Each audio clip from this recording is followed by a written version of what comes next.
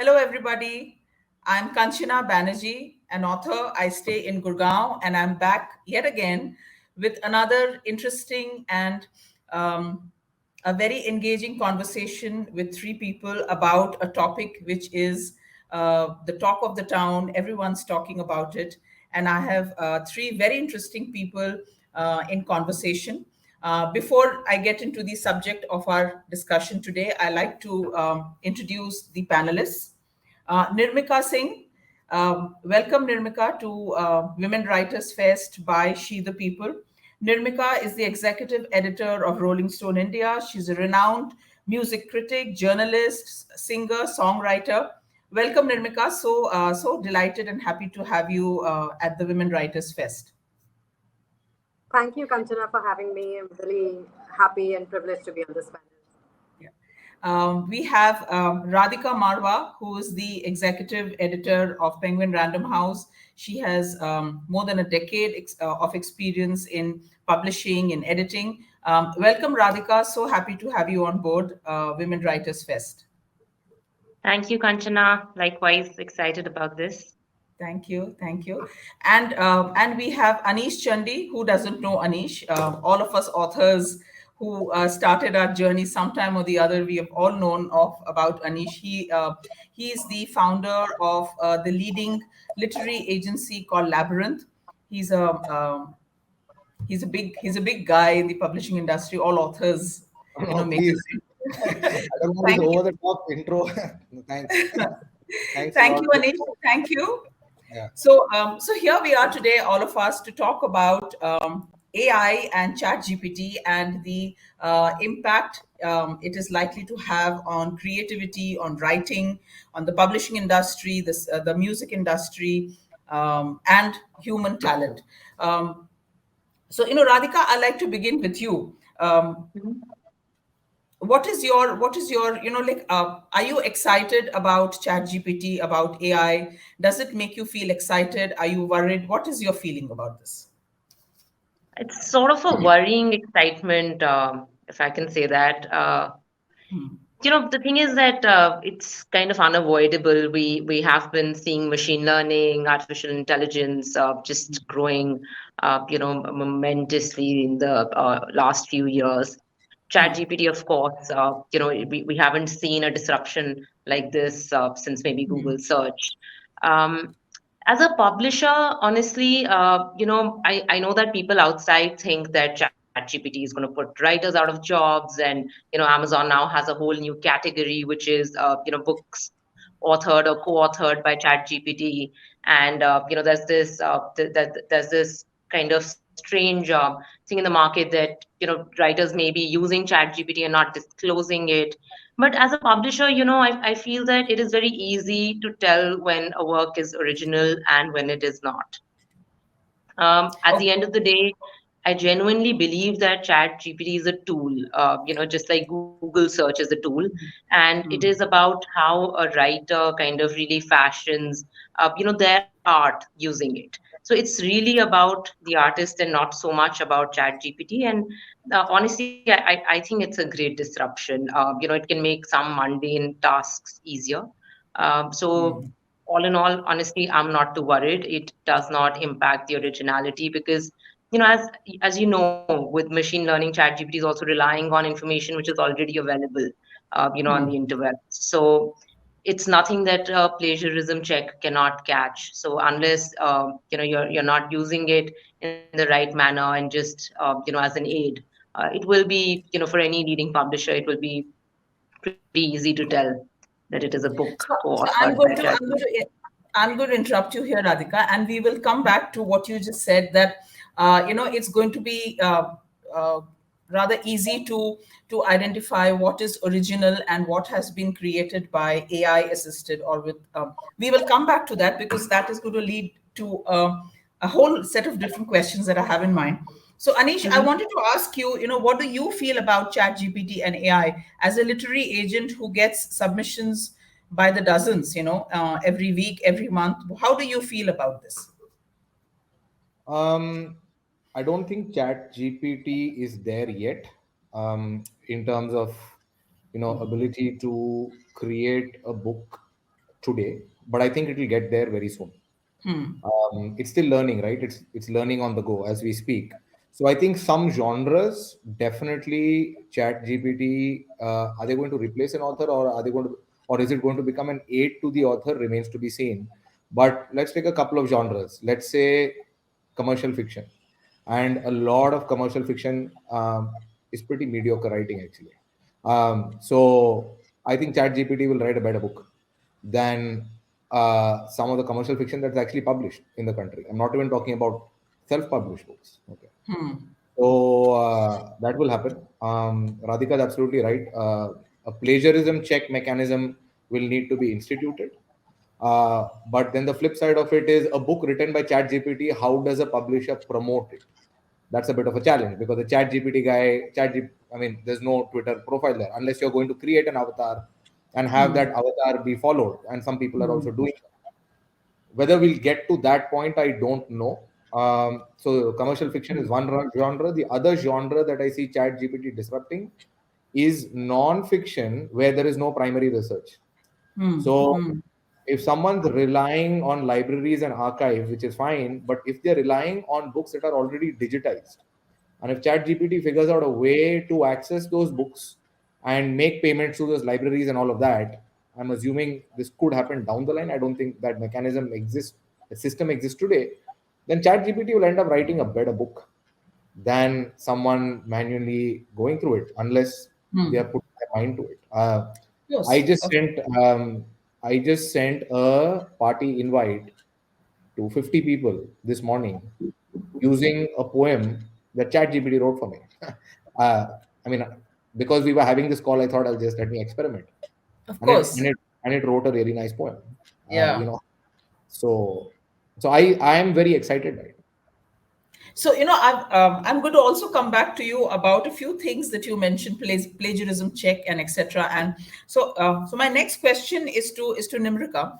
Nimrika, in the field of music, in the music industry, already there are certain AIs like Google's LLM and Hitbar's AI and AR. Yeah, so as a singer, as a producer, as a songwriter, how and as a person from the industry, what do you feel about ChatGPT and AI? Thank you for that question, Kanchana. So I'd like to first of all separate AI from ChatGPT and understanding ChatGPT is only one of the many tools that AI's umbrella, carries. So if ChatGPT is not synonymous with AI, and ChatGPT is just one of the many AI tools. We have many others, right? So music, basically. Am I audible? I do Yes, have yes, like you are. basically You your are. Yeah, okay. I'm you're audible. speaking. I can hear Um, you clearly. I Okay, lovely. So music has been, in fact, music and music production has always been one of the sort of first frontiers where technology gets sampled, where musicians are anyway very futuristic in how they produce music. So I think we're kind of okay and comfortable with the idea of say an AI tool helping and aiding musicians. We're also in the creator economy right now, where a lot of the music is produced not just for let's say experiencing art, but also for consumption, right? Music has also become a commodity, so you do need music, say for example, as background scores for podcasts and whatnot. And there are tools currently that are aiding musicians in sort of creating a bank. It's also created beautiful and wonderful monetizing opportunities for musicians to provide those samples, and also understand that any AI tool is only as good as the data it's fed. So it is a GIGO model. It's garbage in, garbage out. So we can totally, I think, nourish AI tools to becoming beautiful aids and tools and helpers and assistants in our creative endeavors. In music per se, I've seen that just the volume of content would be a great pool for us to have as content, generators and creators to pick from. I know that it will also speed up the creative process. It will help in creating faster turnaround times. The costs will lower. What's left to be is how AI or any music tool will help in co-creation of say authentic material. And like Anish, you can tell, and like Radhika mentioned, you can tell, like an AI generated art from say a human generated art. But I also would like to question, at this point, trying to employ a very first principles thinking POV here.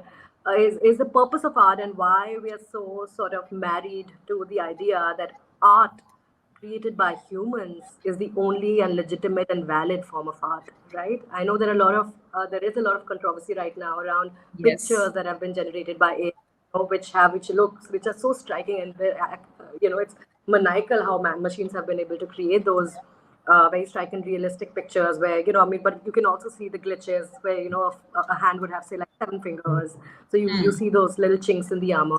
But I'm really about, like, my own exploration about art versus AI is really to also dig the purpose of art.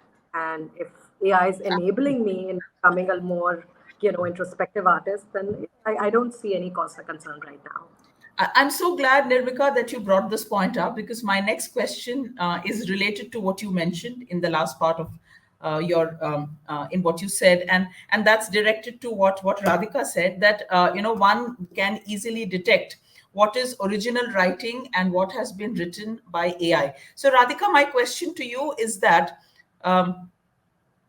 Why is writing, that has been assisted by AI or chat GPT, why would you or the publishing industry, the editors, etc., question its originality, because it has been done by a person? So what is your thought process here?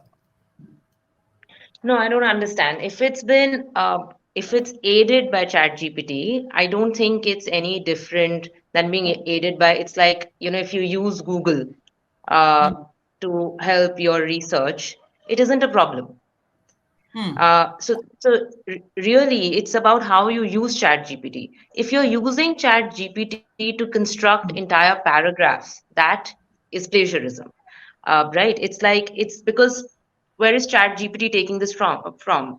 Unfortunately, like Anish mentioned, ChatGPT, even the 4.0 is nowhere. We haven't really approached singularity yet. We may not be far, but at this stage, ChatGPT it does not have original thought.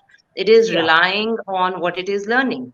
So, it is but it's going to impossible get there at. very soon. The way it's developing, I would say Mhm. in 10 years, maybe even sooner than that, it would get there. Yeah, so I mean, so that's fine. It's about we are in the business of kind of publishing original, writing original thought. If machine learning can get there, then that is, I mean, just so many more for us to publish, right? So that's okay. It's like, how when ebooks first came, on the scene, everybody was worried about print, but an industry adapts. At the end of the day, I think Nirmika made an excellent point that though it is, when it comes to art, we really celebrate the humanness of it all. But if machines can, give us original writing, then I'm sure we'll be able to find takers for that. Anish, I wanted to ask you that, suppose, like maybe not right now, maybe in a couple of years or whenever, uh, when a submission from an absolutely new author comes to you, would you be asking the author these questions, that have you used the assistance of AI, of any other bot of chat GPT? Would that become a concern? Would that become a worry? And suppose if the author's reply is that yes, I have used AI in writing what I have written, will that kind of be seen as a negative by you? As long as the author steers clear of plagiarism, okay, as plagiarism is defined by law, Huh. okay, as long as that's not a problem, I have absolutely no problem the author using chat gpt or any other AI tool to research, to write, because I am no one to draw the line that this is appropriate and beyond this is inappropriate. What the law says about plagiarism is absolute black and white, right? So, as long as you steer clear of that, and the plagiarism problem exists even today, with or without ChatGPT, people plagiarize. but Sometimes then they but get. then yeah, but then don't you think that with this AI, and and how it's going to grow, do Yeah. you think that the plagiarism laws and rules will be rewritten? Because I mean, what we consider as plagiarism today may not be considered as plagiarism maybe 5 years down the line? I think plagiarism laws don't change that often. So, is this going to fundamentally rewrite it? I don't know, because then you're also venturing into areas of who owns intellectual property and what is that, what is the basic nature of it. So that's probably a question for a lawyer, maybe down the line, you know. Uh, but I have absolutely no problem if someone's using any tool to deliver a higher quality book, because at the end of the day, my customer is the publisher and the consumer is the end reader, and I want the end reader to enjoy the book or derive value from it if it's non-fiction, and the end reader derives value, the publisher makes money, the author makes money, we make money. So, you know, so no, I won't use it as a filter as long as it passes plagiarism. Okay, okay, okay. Nirmika, my next question is to you. So Nirmika, in your opinion, uh, like there are a couple of articles going around which says that either chat gpt or some other ai will be able to identify a hit song, compose, like put elements together and come out with a hit song, a hit composition, etc. So my question is that, first of all, what do you feel about it as an artist yourself? And secondly, that don't you think that this is going to take away from what is going to happen to instinct, to also to rigor? Artists and musicians and performers, they hone their craft over decades, sometimes their entire lifetime. So what is your take on this? Sure. I think it's way too early, and I think it's a simplistic way to explain the situation. It's not like this. I work in studios, and we do use tools that help, that make use of AI. In fact, one of the very popular tools that a lot of content creators use is this platform called Beethoven.ai. A lot of podcasters use it just to get, just to get samples and music pieces that they can use to their content. And in the studios, it's not like this at all. I know that no AI platform can really infuse and infect any piece of artwork with like emotion. So I think what ChatGPT or any other AI tool is lacking right now is emotion, and that will become and continue to be our biggest asset.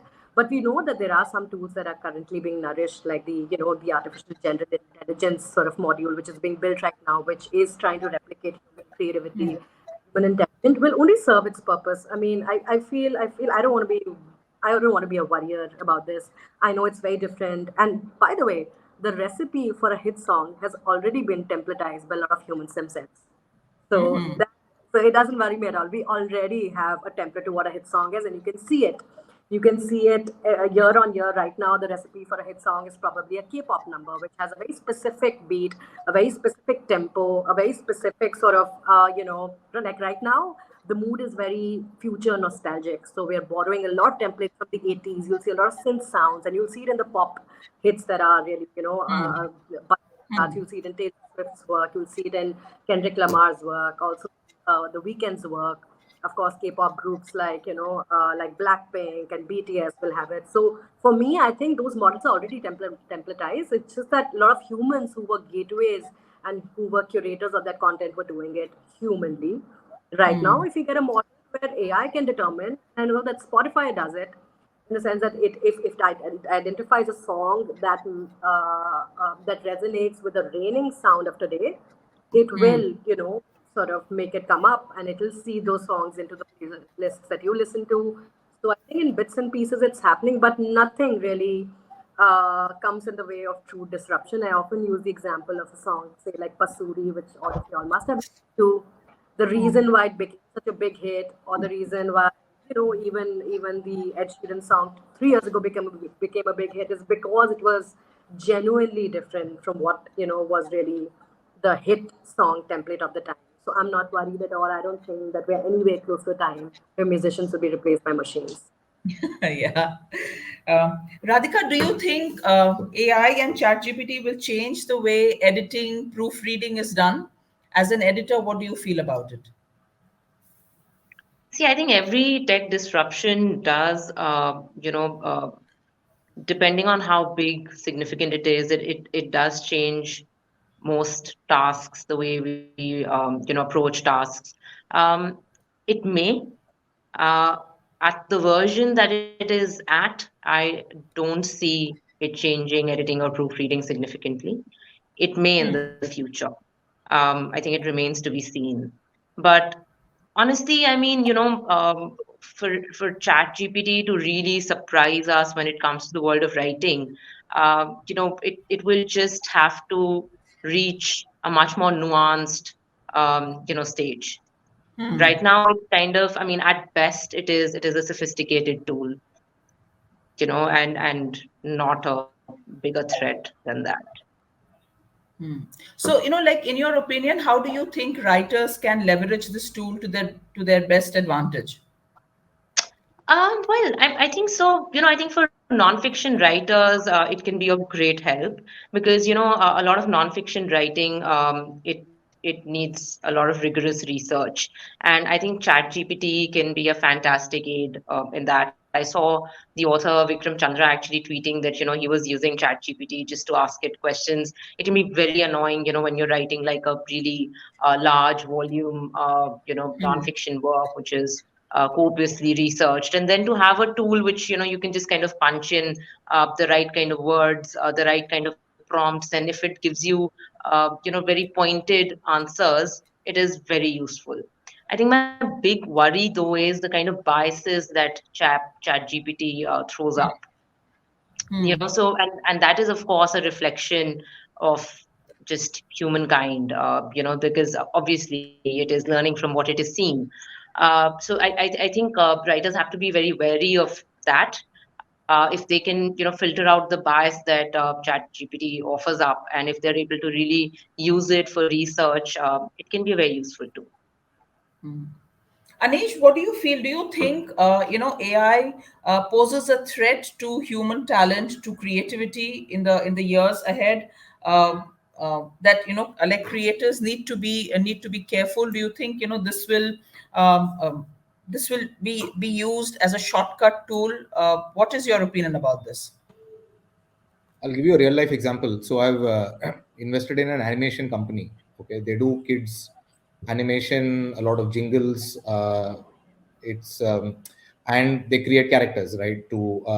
And these are like small cartoons and jingles and things like that. It's on an app, and they have a team of animators. And the traditional process is they brainstorm, they do some market research, and figure out what new characters need to be created. But in the last year or so, they have now started using machine learning and AI to figure out what characters need to be created. So now the animators that they have are not involved in the brainstorming process, but they still have to create those characters. But the brief for what needs to be created is now coming from a machine. Okay. And these characters are testing better with the target audience. So no jobs have been eliminated so far, but certainly job descriptions have changed. Now I don't know at what pace this is going to move forward. You know, it all depends on that. Is there going to be legislation? Our government's going to step in as an electoral move, saying, "Hey, we are going to stop Chat GPT to save your jobs." That sort of thing, that populist kind of thing that tends to happen in countries. So it remains to be seen. Really. But I do feel that all this is going to take a toll on the way we operate, on the way we think. See, because without, I mean, I'll just give you a simple example. When we were younger, we used to remember telephone numbers because we didn't have phones and we didn't have a phone book. We had a diary and we used to store the numbers there, and we knew many more numbers by heart then than we do now. Because why? Because we all have a mobile phone which has a phone book, and you don't need to remember any phone number.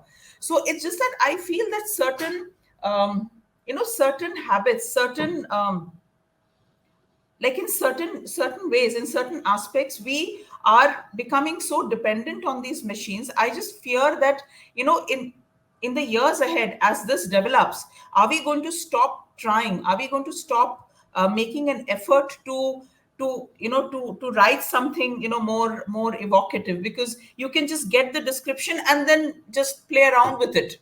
You don't have to try so hard to write a beautiful descriptive passage that, like, I'll give you, like, for example, if I want to write about a cold icy night in Alaska, and so I just get it and then I embellish it more, and at the end of the day it's my work, but I haven't really gone deep into it. So my question is that, do you foresee a time when we kind of stop exercising our creative selves more? I don't think you can draw a straight line, that because you don't have to remember phone numbers, your memory is poor or whatever. I don't really think you can draw a straight line that way. It really depends how you interact with technology. If you spend the whole day watching reels, uh, maybe one way to look at it is your brain's not working. Another way to look at it is maybe you'll develop a different visual sense, or maybe you'll become a creator of a different kind. Yeah. Um, Okay. People used to say that, oh, you're sitting at home the whole day and you're playing video games, but now those same guys are being hired, because their brains work in a certain way. Certain way. So I just don't think there's a straight line. And for me, at the end of the day, I just want a great book, right? So if the author is doing it, putting in the work herself, or depending on a tool, it really doesn't matter to me. Radhika and Nirmika, my next question is to both of you, one by one, of course. That, like, as a reader, uh, uh, like, for a minute, like, forget who you are professionally. As a reader, suppose if you found out that one of your favorite books, any book, which you loved and which you enjoyed, and you felt, you felt deliriously happy after reading it. If you found out that the writer has written that book using AI, would you feel cheated? I mean, first of all, it's very easy for me to forget who I am professionally because I am a reader first. I Yeah. don't forget that. Uh, Not at all. I wouldn't feel cheated. In fact, I'll be really disappointed in myself if I cannot tell the difference. Or I'll be really impressed by how far machine learning has come, honestly. I think in my lifetime, I will see that. It reminds me of that book that Ishiguro wrote, Never Let Me Go, where, it's like the thing which keeps us human is our ability to create.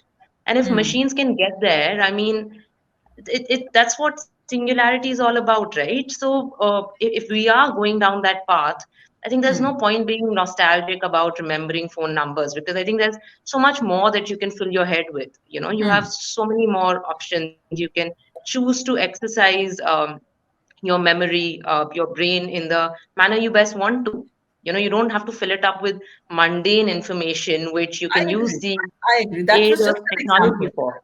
Yeah. Right, right. No, no, absolutely. I know, but it is a strange sort of nostalgia, which I think our generation, the generation which did not exactly grow up with mobile phones, but we took to it. We're like Huh. kind of that bridge generation, right? Like we're very comfortable with technology, but we also saw a world without it. So there is that. I mean, if you look at Gen Z, they do not have any nostalgic value about things that we do. It is natural. Absolutely. It Absolutely. is it Yeah. is our history, which will. True. But I think it's tremendously exciting to see the way this is evolving. And I mean, it is how art is. Like, I think Anish was absolutely right. At the end of the day, as a reader, I want to read a damn good book.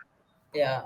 I totally agree with you that, I mean, like, when I tell my son, he's 25, that there was a time when television sets were black and white. He looks at me like, as if I'm an alien. What do you mean? What do you mean the TV was black and white? I mean, how can there not be any color? I mean, what's so, yeah, I mean, so Nirmika, that the last question of today's session to you, like, as a music lover, as a singer yourself, if you found out that your favorite song was written and was composed by an AI, would you feel cheated? Would you feel I disappointed? think no, I think that I mean, art is basically just the human experience, right? A capture of it or a glimpse of it. I feel that our experience of how we receive art is going to evolve, and it is evolving as we speak. In fact, I feel, I fear that you might feel cheated if I told you that the songs that you currently love are also aided by technology to an extent that the songs that you've listened to right now, where you felt, oh, this person was literally playing the guitar, but he wasn't.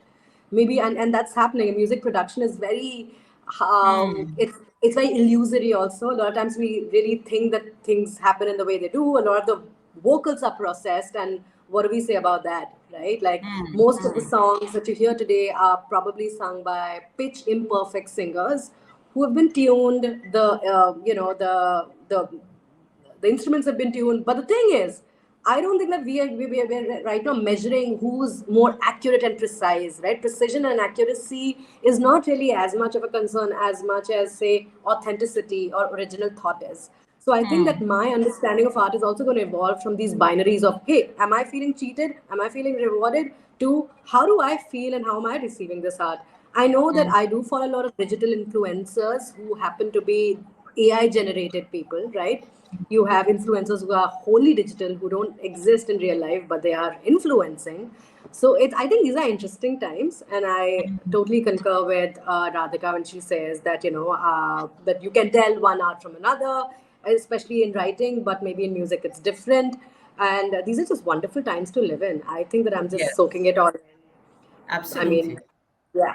I Thanks. totally, I totally agree with all of you. I mean, we are living in extremely, interesting times, and we are the kind of the bridge generation. We've seen a time when all of this wasn't there, and we can write about it, and we are seeing the changing world and experience it, and look forward to it, feel worried about it, feel scared, and also feel excited, and probably up our skills and kind of dip our fingers into the pool. So I mean.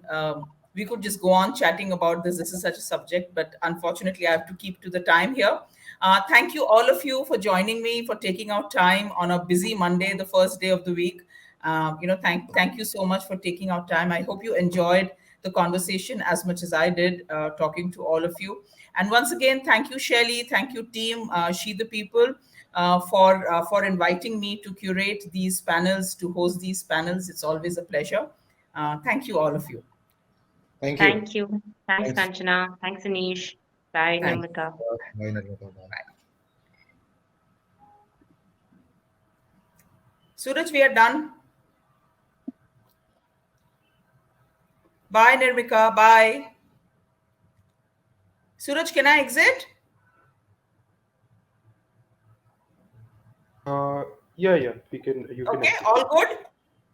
Yeah, yeah. I will just Thank end you. the Bye, recording. Suraj. Bye. Bye.